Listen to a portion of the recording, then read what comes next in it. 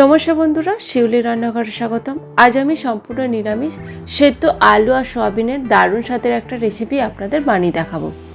এটা দেখতে যেমন সুন্দর, খেতে অসাধারণ হয়। একবার এভাবে বানিয়ে নিতে পারেন।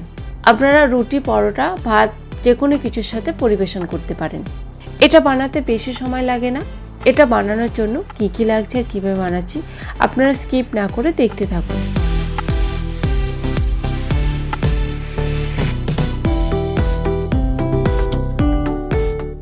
এই রেসিপিটার জন্য আমি এখানে সয়াবিন নিয়েছি 150 গ্রামের মতো। এবার আমি সয়াবিনটাকে একবার ধুয়ে নিব, ভালো করে ধুয়ে নেব। জল ফেলে দিয়ে এটাকে আমি সেদ্ধ করে নেব। সয়াবিন সেদ্ধ করার আগে একটা ভাজা মশলা বানিয়ে নেব। তার জন্য লাগবে 5 ফোড়ন।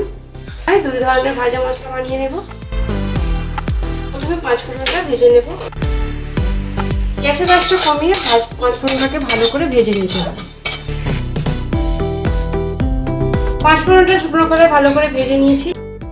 এবার এটাকে একটা জায়গায় ঢেলে নেব। আরো একটা ভাজা মশলা বানিয়ে নেব। তার জন্য লাগবে গোটা জিরে আর দিয়ে দেবো গোটা ধনে।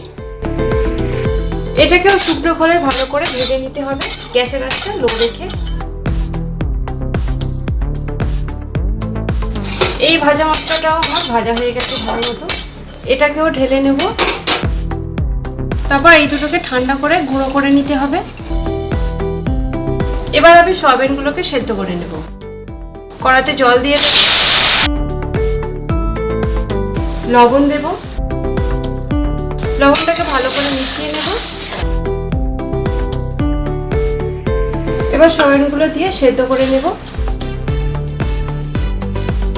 সয়াবিনটা সেদ্ধ হতে থাক, বাকি জিনিসগুলো আমি রেডি করে নেব।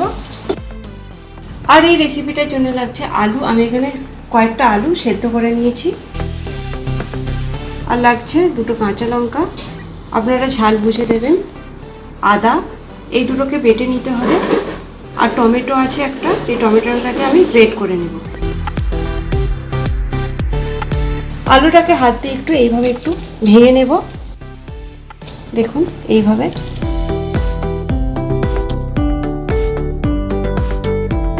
সব কিছু রেডি করে আমি ফিরে আসছি। সয়াবিনটা সেদ্ধ হয়ে যেতে আমি নামিয়ে রেখেছিলাম, কিন্তু এর থেকে জল বের করা হয়নি। এবার এর থেকে চিপে জল বের করে দেব। যতটা পারবেন হাত দিয়ে চেপে জল বের করে দিতে হবে।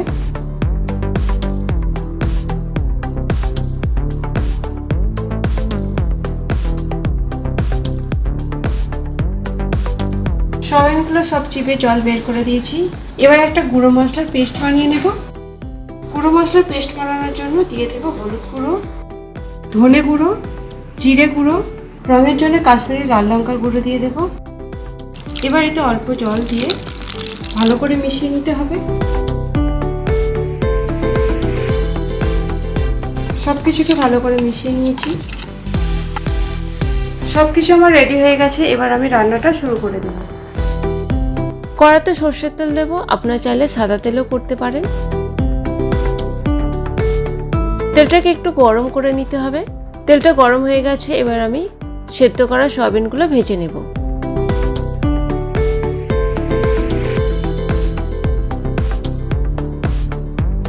হলুদ দেব আর সামান্য লবণ দিয়ে সয়াবিনটাকে ভালো করে ভেজে নিতে হবে, গ্যাসের আঁচটা লো টু মিডিয়ামে রেখে।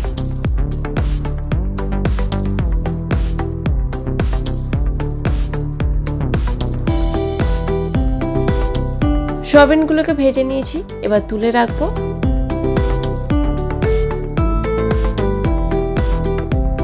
কড়াতে আরো একটু সর্ষের তেল দেব আর দিয়ে দেব 5 ফোড়ন। কয়েক সেকেন্ড ভেজে নিতে হবে। এবার এতে আদা, কাঁচা লঙ্কা, টমেটো বাটাটা দিয়ে দেব। এটাকে কিছুক্ষণ নাড়াচাড়া করে নেব।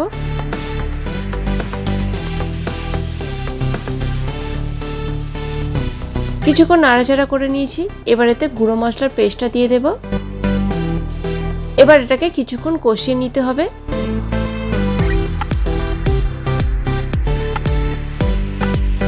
গ্যাসের আঁচটা লো টু মিডিয়ামে রেখে কিছুক্ষণ কষিয়ে নিয়েছি।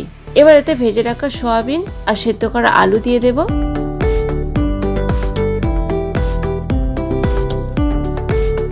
মশলার সাথে ভালো করে মিশিয়ে নিতে হবে আর কিছুক্ষণ কষিয়েও নেব।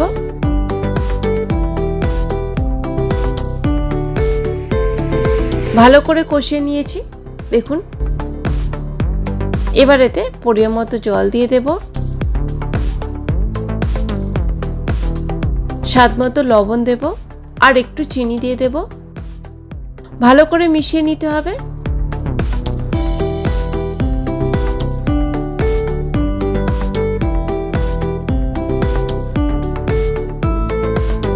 ভালো করে মিশিয়ে নিয়েছি। এবার ঢাকনা দিয়ে কিছুক্ষণ রান্না করে নেব। 5 মিনিট পরে ফিরে এলাম। নিরামিষ সয়াবিন আলু তরকারিটা প্রায় তৈরি হয়ে এসেছে। এবার এতে 5 ফোড়ন গুঁড়োটা দিয়ে দেব আর ভাজা জিরে ধনে গুঁড়োটাও দিয়ে দেব। ভালো করে মিশিয়ে নিতে হবে। আপনারা চাইলে যদি ধনেপাতা থাকে সেটাও দিতে পারেন। নিরামিষ সয়াবিন আলুর তরকারিটা আমার তৈরি হয়ে গেছে। এবার নামিয়ে নেব।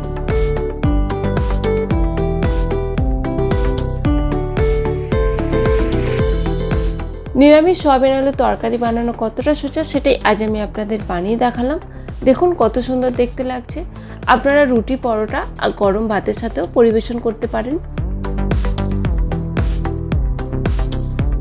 বাড়িতে একবার এভাবে বানিয়ে ফেলুন আর কমেন্টে জানান এই রেসিপিটা আপনাদের কেমন লাগলো। আর লাইক শেয়ার করতে ভুলবেন না।